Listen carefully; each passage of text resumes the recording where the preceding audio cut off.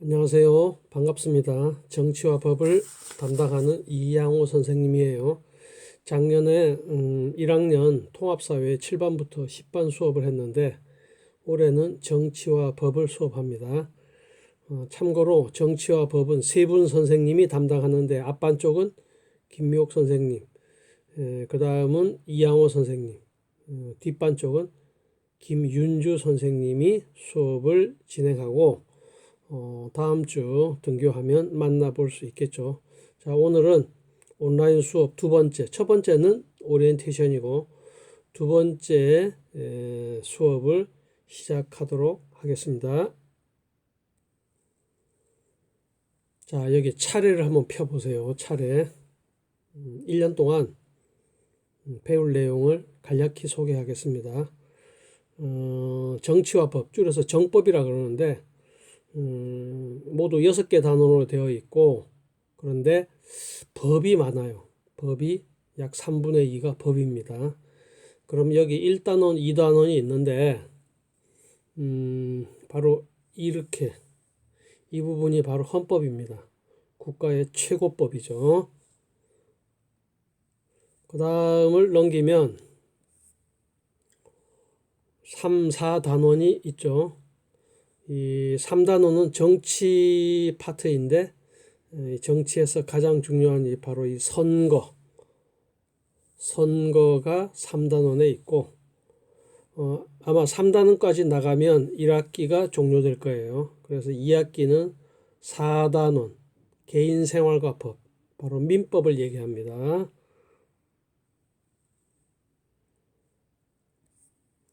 그 다음이 5단원, 6단원. 자, 5단원은 사회생활과 법 해서 여기는 주 내용이 형법입니다. 범죄와 관련되고 형법. 그 다음에 근로자의 권리. 자, 마지막 6단원이 국제관계와 한반도 해서 국제 정치를 공부하게 됩니다. 자, 이렇게 모두 6개 단원을 1년 동안 여러분은 배우게 될 겁니다. 자, 그럼 오늘 배울 내용. 자, 첫 번째 민주주의와 헌법. 이 중에서 정치와 법을 배우는데 여기 깃발이 보이죠? 깃발이. 바로 정치는 민주주의를 의미하고 법은 법치주의를 의미합니다. 그럼 정치와 법은 어떤 관계냐? 이제 뒤에서 배울 건데 따로 독립적으로 존재하는 게 아니라 상호 보완적인 관계예요. 그것을 이 깃발로 표현하고 있죠.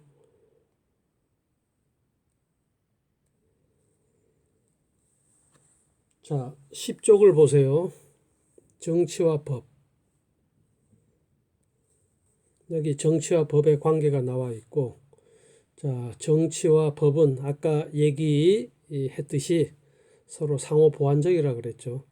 그러면 정치에 대해서 로크라는 사람이, 그 다음에 법에 대해서 샤를 이레네 카스텔, 길죠?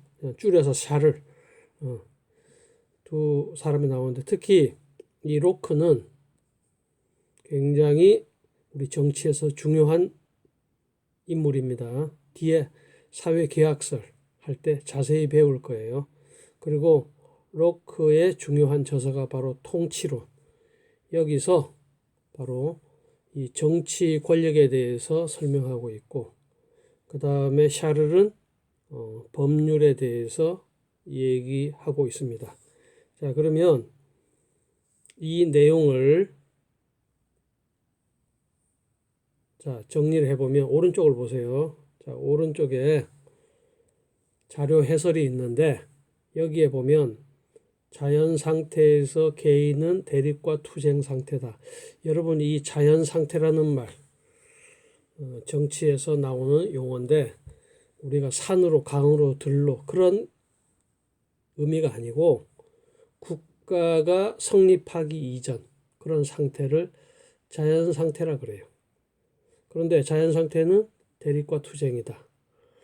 자, 국가 즉 정치 권력이 없으니 사람들이 서로 죽이고 죽고 또 뺏고 빼앗기는 마치 동물의 세계와 같은 그러한 무질서, 혼란 그런 상황이에요.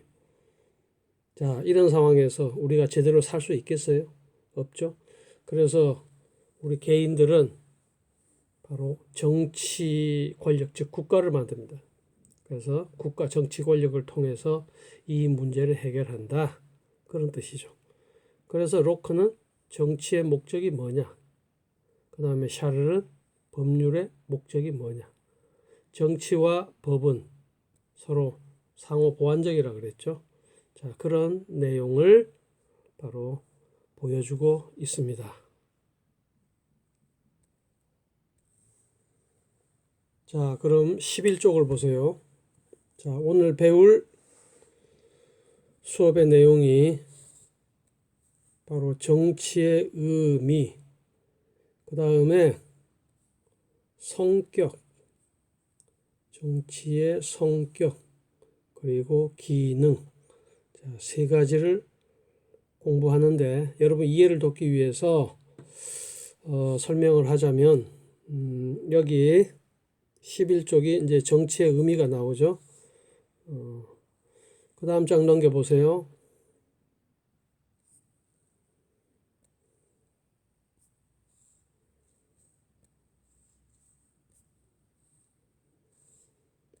그 다음 장 12쪽 정치의 의미가 여기까지 해당됩니다. 그 다음에 이 부분이 바로 정치의 성격 두 가지가 있어요. 양면성, 권력성. 자, 그리고 다음 장 정치의 기능. 자, 이렇게 오늘 세 가지를 공부하게 됩니다. 자, 11쪽을 보세요. 정치의 의미 하기 전에 아리스토텔레스가 나왔죠?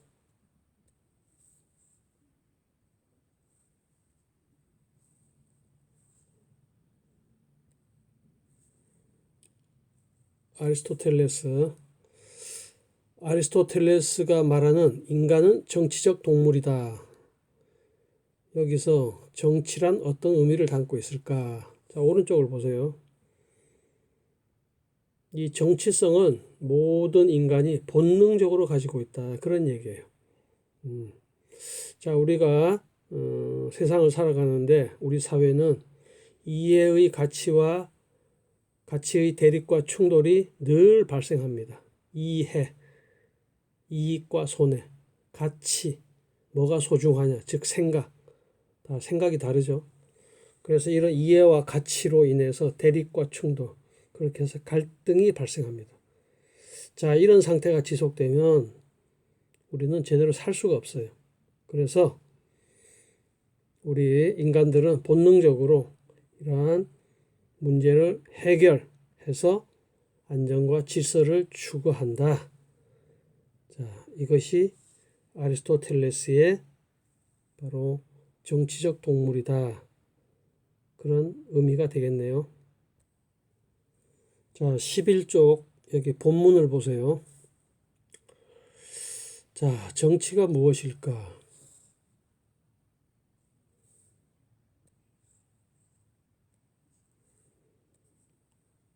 또 정치의 의미가 무엇일까?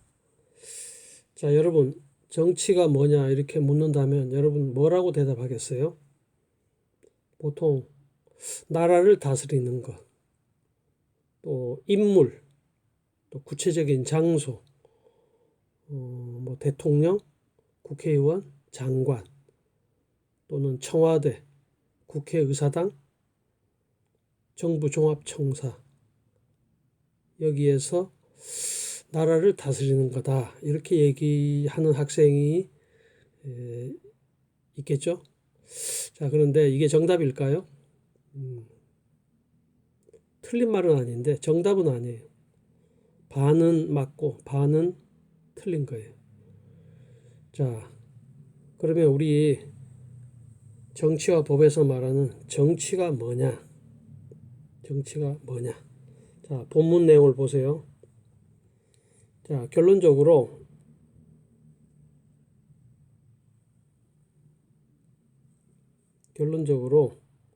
자, 밑에 정치는 개인과 개인, 개인과 집단, 집단과 집단 등 사회 구성원들 사이에 발생하는 이해관계의 대립과 충돌을 해결하여 사회 통합과 질서를 유지한다. 자, 이게 바로 정치의 본질적 의미라 그럽니다. 정치의 본질적 의미. 자, 그러면 여기 본문에 보면 여러분 1학년 때도 배웠는데 사회적 희소가치란 말 많이 들어봤죠? 자, 사회적으로 우리는 명예, 사회적 지위, 권력을 추구해요. 그런데 이런 것은 제한되어 있고 그러다 보니까 경쟁을 하고 그렇게 해서 대립, 투쟁, 갈등이 빚어지고 나아가 사회는 혼란과 무질서 상태. 그래서 삶이 위태로워진다. 자, 이 문제를 해결하는 게 뭘까요? 바로 정치의 본질적 의미입니다. 자, 그러면 여기 오른쪽을 보세요. 자, 우리 이해관계의 대립과 충돌. 자, 이것이 갈등의 모습으로 나타납니다. 갈등의 모습으로 이해, 이익, 손해, 그리고 가치, 아까 얘기했죠. 생각이 다르니까 대립과 충돌이 나타나고 갈등으로 나타나요. 자, 여기 남북 갈등 때문에 우리 한반도는 전쟁이 일어날까봐 늘 걱정이 되죠. 빈부 차이, 세대 간, 노사, 학교 내, 가족 내, 심지어 가족 해체가 되죠. 이 해결 안 되면 또 종교 간 많은 이런 갈등들이 이해관계의 대립과 충돌로 일어나고 자, 이런 상황을 그대로 둔다면 방치라 그러는데 결국은 가정이 해체되고 사회가 해체되고 국가가 해체되고 이런 심각한 결과를 초래하겠죠. 그래서 이러한 대립과 충돌을 해결하는 것. 자, 밑에 보세요. 자, 다시 한번 얘기하면 이런 이해관계의 대립과 충돌을 해결하는데 누가 해결해?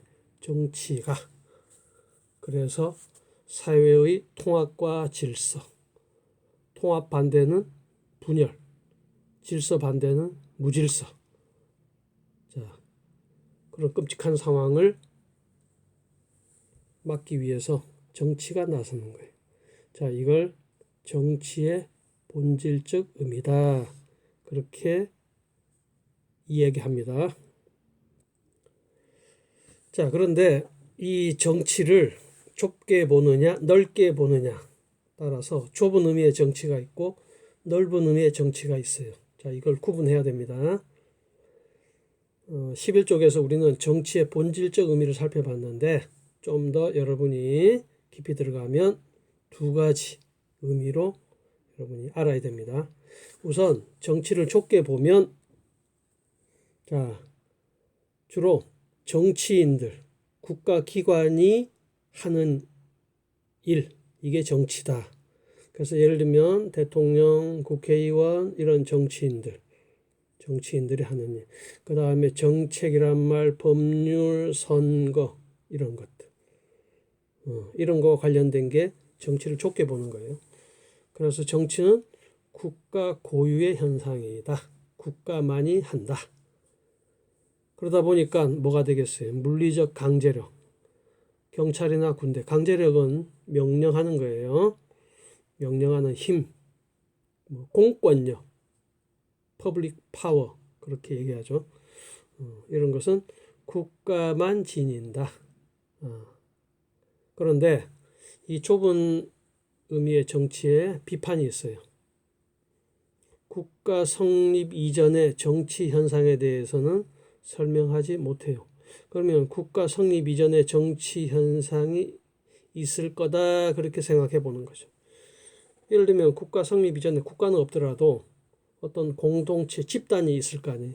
거기서도 정치 현상, 어떤 공동체 문제를 해결하는 그러한 의사결정 과정이 있을 건데, 좁은 의미의 정치는 오로지 국가만 인정하고 국가 이외에는 인정하지 않기 때문에 국가 성립 이전에 정치 현상에 대해서는 설명하지 못한다, 그런 비판을 받고 있어요.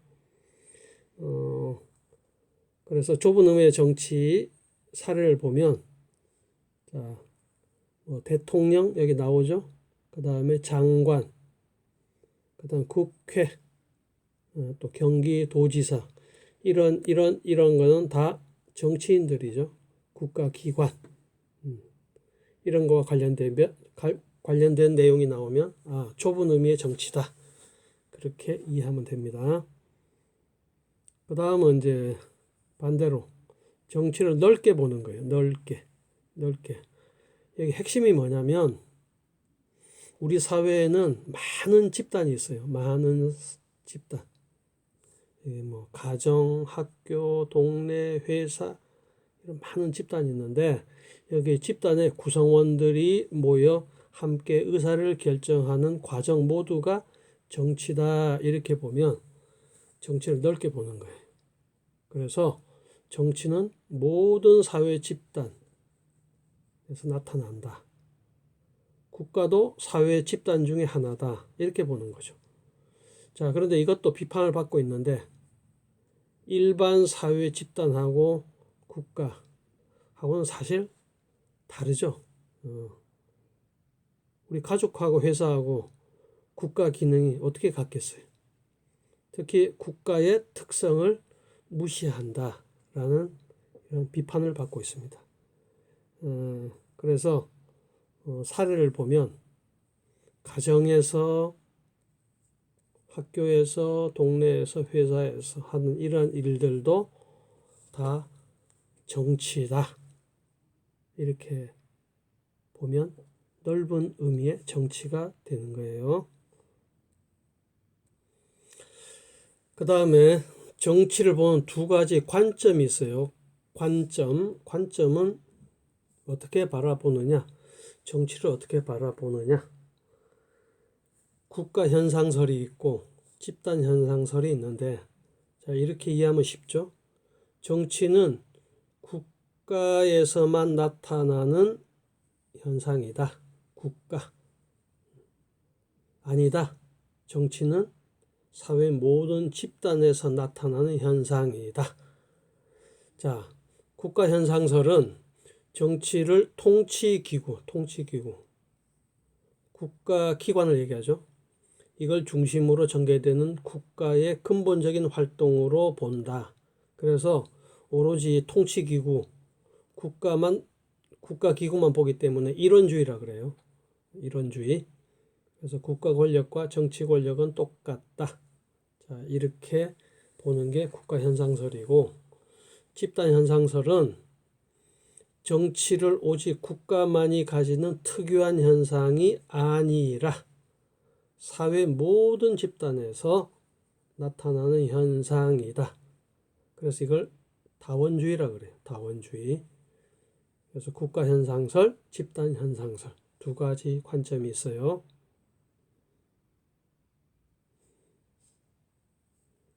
자, 그러면 우리가 지금 정치의 의미하고 관점을 살펴봤는데 어때요?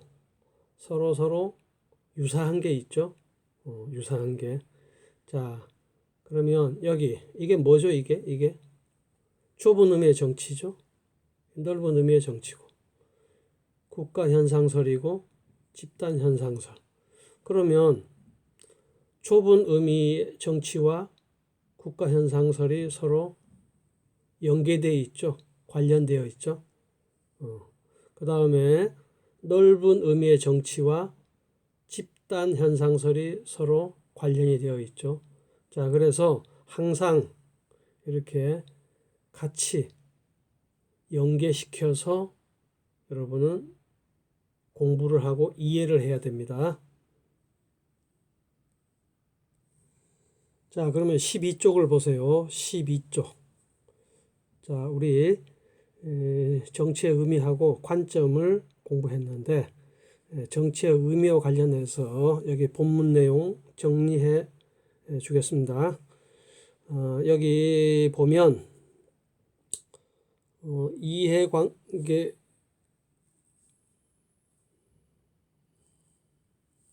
이해관계의 대립으로 발생하는 사회적 갈등을 해결하려면 사회 구성원이 공유하는 기준, 절차, 방법을 갖춰야 된다.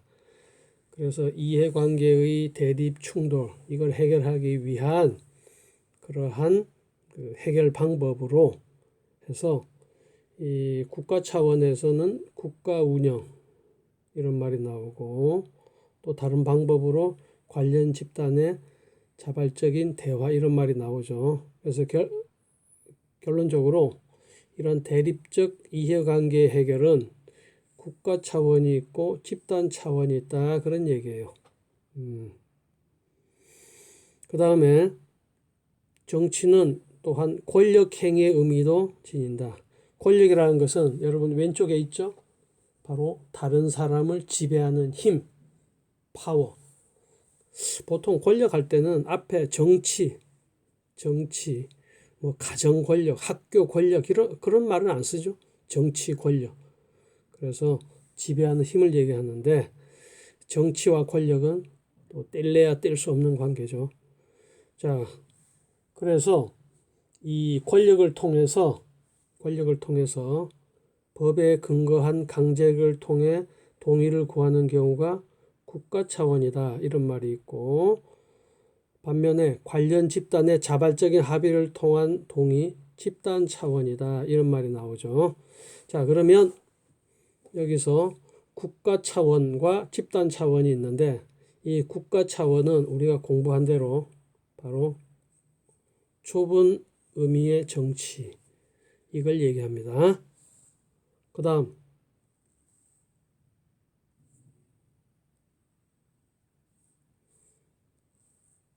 여기 집단 차원이 있죠. 자, 이거는 바로 넓은 의미의 정치 이것을 나타내고 있어요. 자, 11쪽으로 다시 돌아가세요. 11쪽. 자, 11쪽 가면 자, 여기 바로 여기 네 학생이 정치란 무엇일까에 대해서 대답을 하죠. 자, 그러면 이제 우리가 정치의 의미 또 관점을 배웠으니까 어떤 의미로 얘기하는지 알 수가 있겠죠. 자, 왼쪽에 있는 학생 권력을 획득, 유지하고 행사하는 일련의 활동을 의미해 할 때 여기 핵심이 뭐죠? 바로 이 권력이죠. 권력. 그 다음에 두 번째 학생은 국회, 법원, 행정부 등 국가기관이 국가를 운영하는 활동이라고 생각해 할 때의 핵심이 뭐죠? 국회, 법원, 행정부, 국가기관이죠. 자, 그러면 이 두 학생은 바로 좁은 의미의 정치로 대답한 거예요. 자, 그 다음에 세 번째. 자, 이 학생은 상당히 정치에 대해서 많이 알고 있는 아주 스마트한 학생인데 지위나 부, 권력 등의 사회적 희소 가치를 배분하는 활동이 아닐까 했죠. 자, 이 말 많이 나오는 말이에요. 자, 오른쪽을 보세요. 사회적 희소 가치를 배분. 그런데 권위적으로 이런 말도 다른 EBS 교재나 다른 교재에서 많이 나와요. 사회적 희소 가치를 배분한다 또는 권위적으로 배분한다. 자, 그러면 우리가 사회적 희소 가치는 알고 또 이것 때문에 대립과 충돌이 일어난다 그랬죠. 그래서 모든 사회 집단에서 나타나는데 가장 좋은 방법은 대화와 타협이죠. 그러나 이게 쉽지가 않죠. 그럴 때 반드시 해결해야 되면 어떤 권위자가 권위적으로 배분합니다. 권위자. 국가는 뭐 국가기관이 또 회사는 사장님이 우리 학교에서도 뭐 교장, 교감 선생님 또 가족에서는 아버지 또는 어머니가 이렇게 해결을 하죠. 그렇게 해서 그러한 집단의 통합과 질서를 유지한다. 자, 따라서 이것은 넓은 의미의 정치가 됩니다. 넓은 의미의 정치. 마찬가지로 이 네 번째 학생, 개인이나 집단 간의 갈등을 조정 해결하는 활동. 자, 이것도 역시 바로 넓은 의미의 정치다. 그렇게 알면 되겠습니다.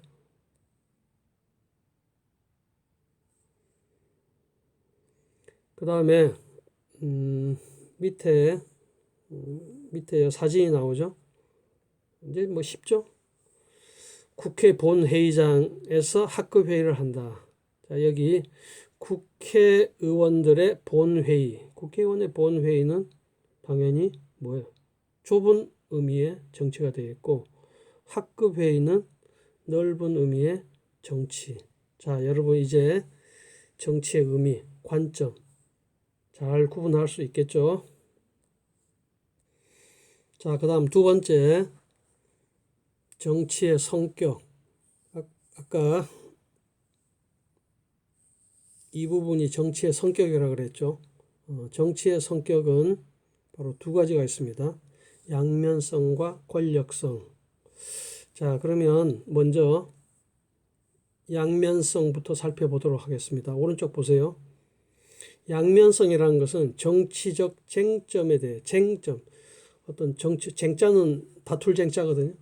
어떤 정치적 문제를 두고 서로 다툰단 말이에요.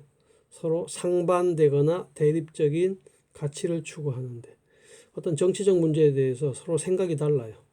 그렇죠?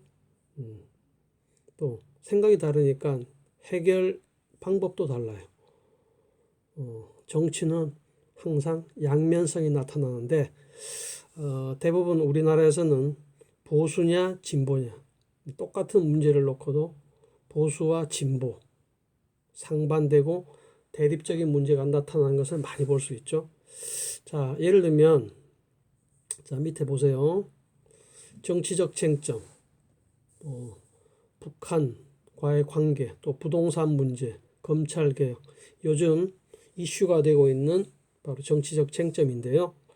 자, 여기에 여당이나 진보, 지금 집권당, 여당이 정치적으로는 진보 쪽이고, 그 다음에 반대, 야당 쪽, 야당에서도 제1야당이 바로 보수니까, 자, 이 정치적 쟁점을 생각하는데 서로 상반되고 대립되고 해결 방법도 다른 거, 그것을 볼 수 있어요. 이게 양면성이라고 그러죠. 양면성. 그래서 항상 정치에는 이런 양면성이 존재한다. 그런 얘기고, 그 다음에 두 번째, 권력성. 권력성은 아까 권력은 다른 사람을 지배하는 힘이라 그랬죠. 그래서 자신의 가치 실현, 즉 내가 소중히 생각하는 것, 내가 중요하다고 하는 것, 내 생각 실현을 위해서 대립하는 가치, 상대방을 지배하는 이걸 권력성이라 그래요.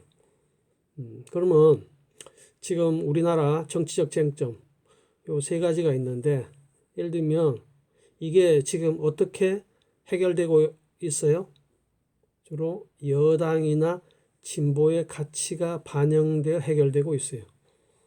왜 그렇죠? 왜 그렇죠? 바로 여당과 진보가 권력을 갖고 있기 때문에 그래요. 자, 이게 바로 권력성입니다. 자, 그러면 여기 12쪽을 보세요. 12쪽 이 부분. 자, 정치는 양면성, 권력성이라는 성격을 가지고 있는데 이 성격이 또 다른 갈등과 대립으로 이어질 수 있는 잠재 요인으로 작용해요. 잠재 요인으로. 그렇죠? 그래서 여러분 그 뉴스를 보면 정치 뉴스를 보면 항상 시끄럽죠. 주로 여당, 야당이 서로 싸우고 하는 모습을 보는데 사실 이거는 굉장히 자연스러운 거예요. 왜? 양면성, 권력성 때문이라는 그런 성격 때문에 그래. 우리나라뿐만 아니라 정치 선진국, 물론 우리나라도 정치 선진국인데 미국이나 유럽에서도 항상 정치는 시끄러워요. 바로 양면성, 권력성 때문에 그래. 자, 그런데 여기서 우리는 그러면 권력성을 볼 때 대립하는 가치를 지배한다 그랬는데 무조건 누르면 될까요? 그건 아니죠. 그거는 독재고 독선이고 권위주의 정권이 되는 거죠. 그래서 권력을 가지고 있다고 해서 자기 멋대로 마음대로 하면 되는 게 아니라 여기 보면 공적인 토론을 통해 형성된 여론을 항상 국민의 의견을 수렴하고 또 필요하면 국민을 설득할 수 있어야 돼요. 설득한 능력, 정치 지도자의 중요한 덕목인데 그래서 국민의 자발적인 신뢰와 지지를 얻어야 되고 그래야 정치 권력이 정당성을 인정받는다. 그게 바람직한 바로 정치 권력이다. 그렇게 볼 수 있어요. 자, 교과서 13쪽을 보세요. 방금 우리 정치의 성격을 배웠는데 여기에 자료가 두 개가 있습니다.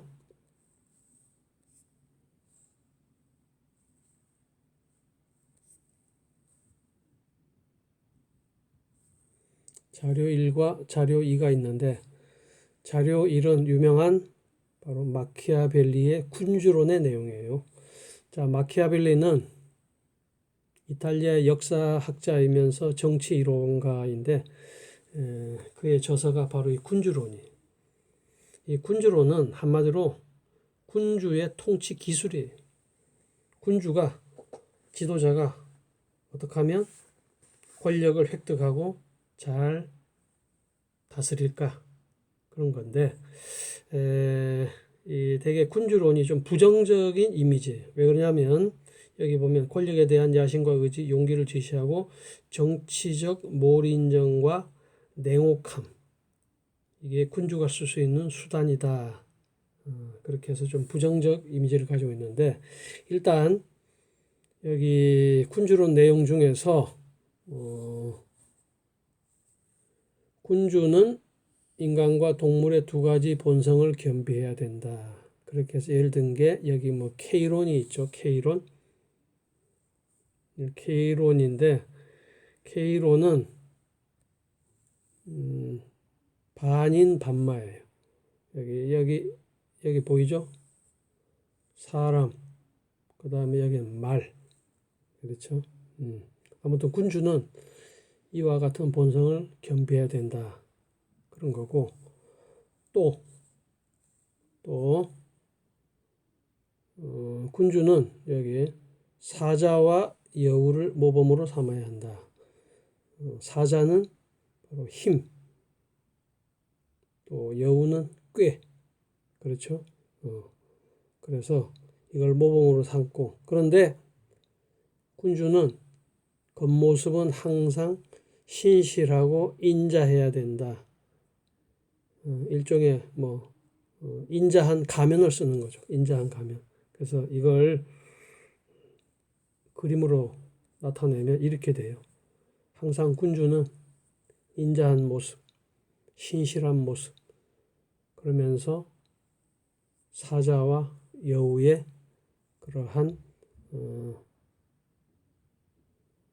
모범을 사자와 여우를 모범으로 삼아야 된다. 그런 얘기예요. 자, 그 다음에 두 번째 자료가 야누스가 나오죠. 야누스. 야누스는 바로 이중적 성격을 얘기하고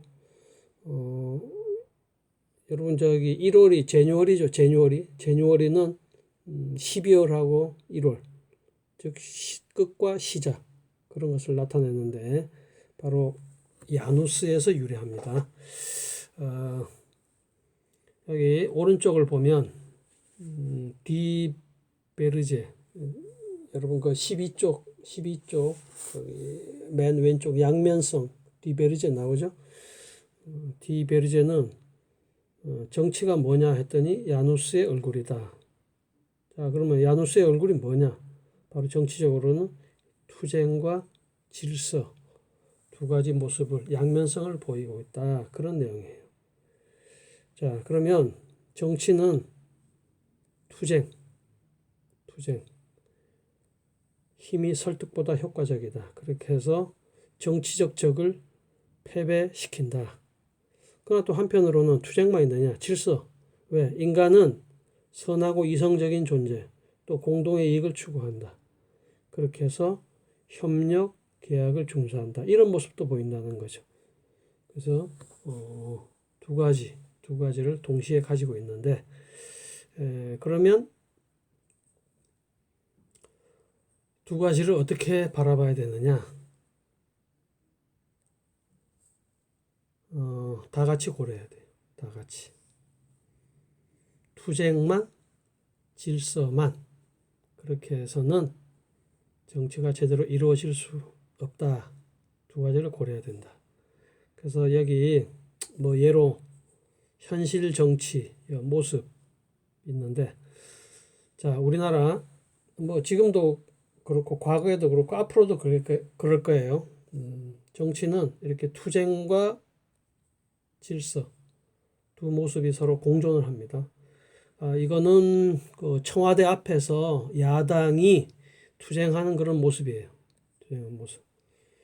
자, 이렇게 하면서 서로 으르렁거리고 또 싸우고 적대시하다가 또 언제 그랬냐는 듯이 또 이렇게 서로 손을 맞잡고 서로 협력하고 하는 이런 모습들.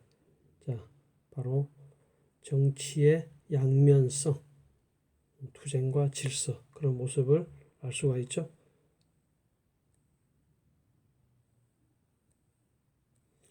자, 그 다음 13쪽. 자, 세 번째. 정치의 기능입니다. 기능, 펑크션. 정치가 하는 일. 자, 이거는 시대적으로 한번 구분을 해 보겠어요. 자, 여기 오른쪽에 정치의 기능. 근대 이전, 근대 시민사회부터 20세기 초, 오늘날, 최근. 요렇게. 자, 그러면 교과서를 이렇게 보면 됩니다. 여기 이 부분이 근대 이전이 되겠어요. 그 다음에 이 부분, 그 다음에 오늘날. 근데 오늘날은 특징이 뭐냐? 시민단체를 비롯한 다양한 집단의 정치 참여가 활발하다. 오늘날. 그 다음에 최근. 이렇게. 자, 네 시기로 구분해서 정치의 기능을 살펴보는데, 자, 첫 번째, 근대 이전. 근대 이전은 사회적 갈등을 해결하고 질서를 유지하는 기능이다. 자, 어때요? 가장 기본적인 기능이에요. 기본적인 기능. 우리 아까 그 정치의 의미에서 본질적 의미, 그렇죠? 가장 기본적인, 기초적인 거. 여기 있죠? 여기. 이게 근대 이전이에요.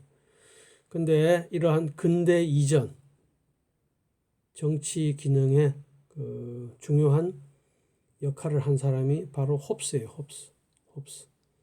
홉스는 자연 상태를 만인에 대한 투쟁 상태. 이거 유명한 말이에요.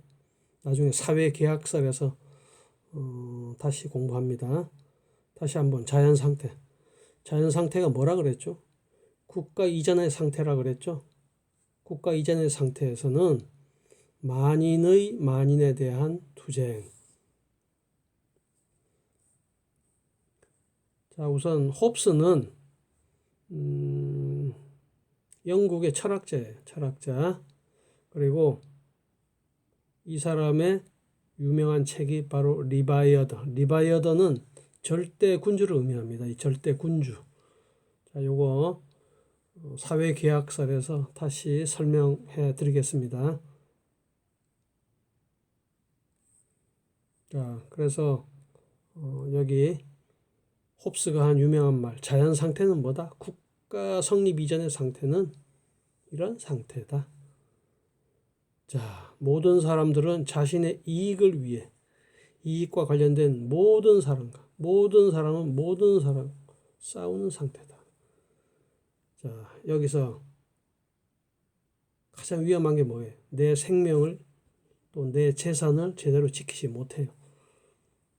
자, 이러한 상황에서 사람들은 바로 뭐예요?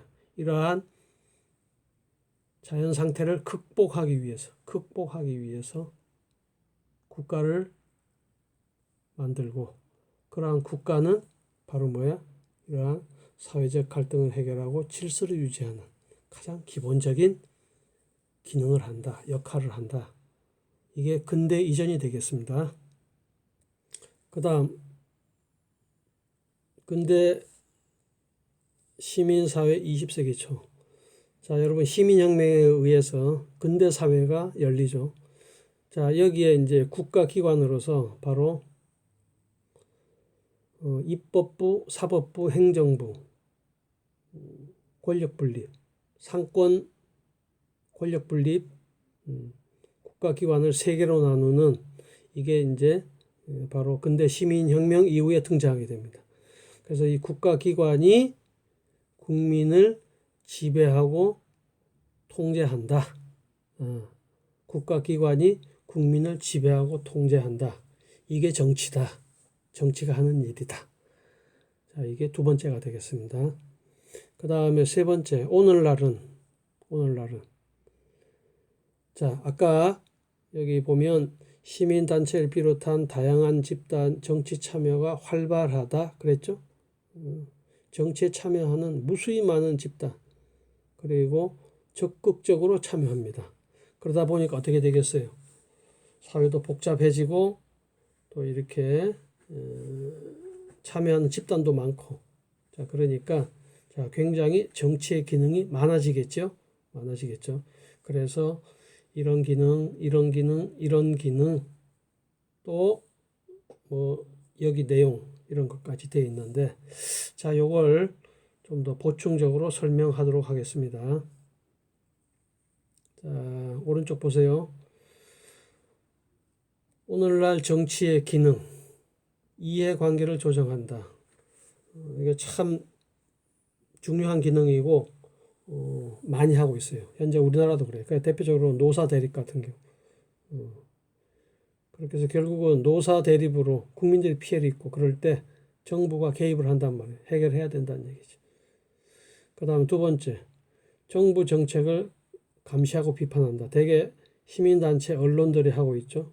그렇게 해서 독재가 나타나지 않도록 하는 것. 이것도 바로 정치의 기능이에요.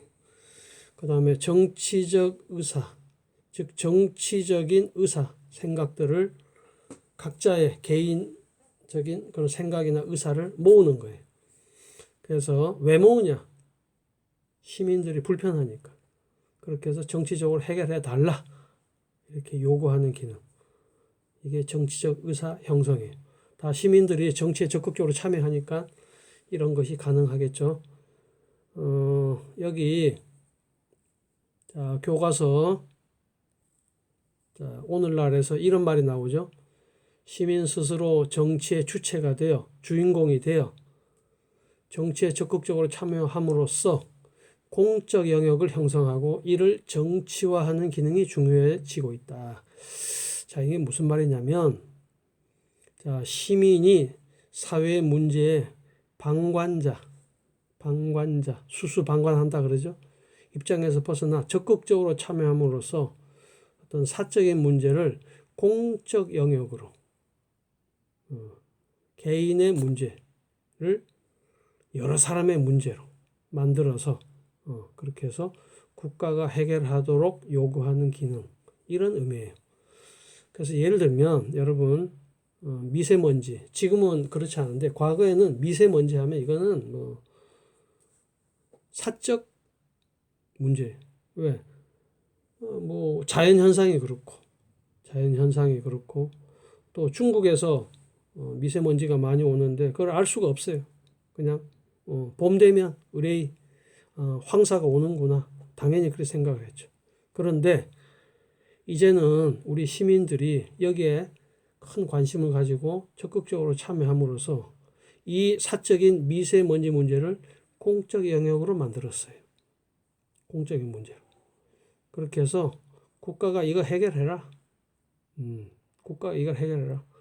그래서 국가는 이러한 시민의 요구를 받아들여서 미세먼지 대책 정책을 발표하잖아요. 예를 들면 뭐 경유차 운행을 중지 또는 억제한다든지, 그 다음에 중국에서 이렇게 미세먼지 황사가 오니까 중국과 어떤 외교 협상을 통해서 해결해라.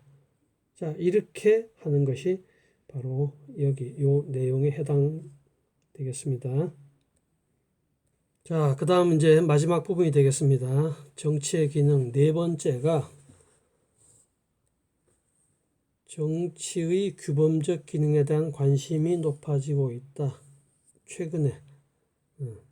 원래 이 규범이란 말은 이제 사회 규범, 즉 우리가 사회생활을 하면서 지켜야 될 기준.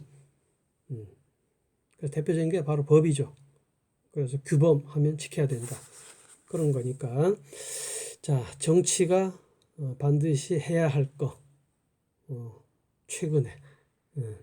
자, 그러면 이 규범적 기능의 정의는 이렇습니다.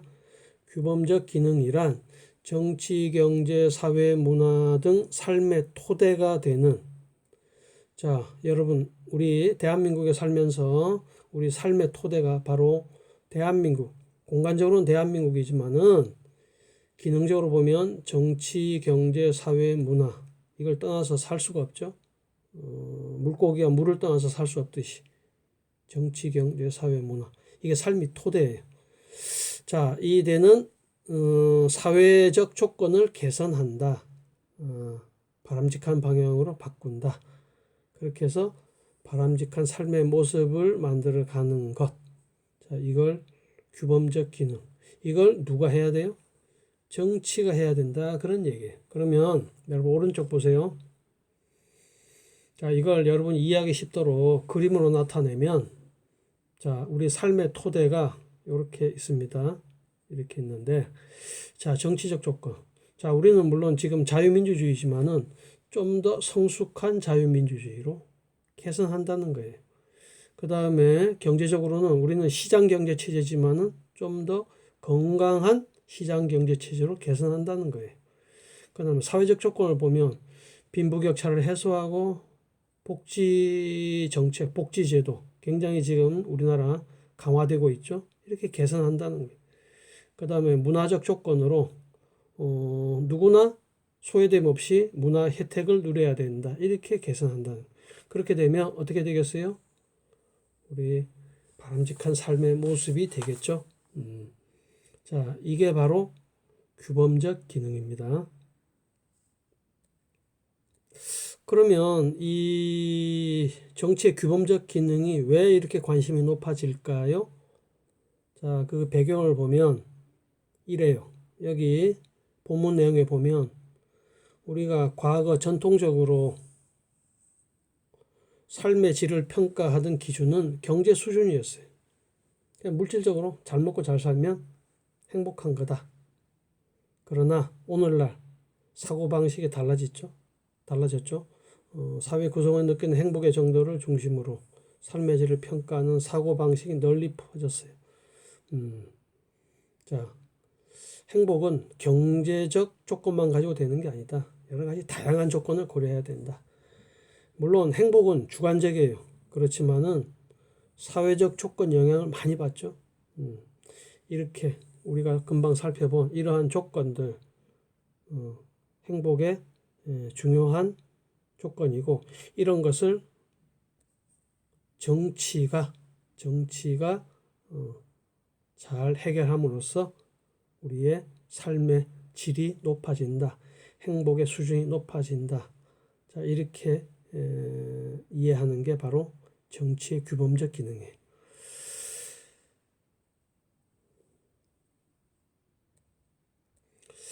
자, 그러면 지금까지 오늘 정치의 의미, 정치의 성격, 그리고 정치의 기능 세 가지를 공부했습니다. 다음 시간에는 14쪽 법의 이념 수업을 진행하도록 하겠습니다. 자, 여러분 수고 많았습니다.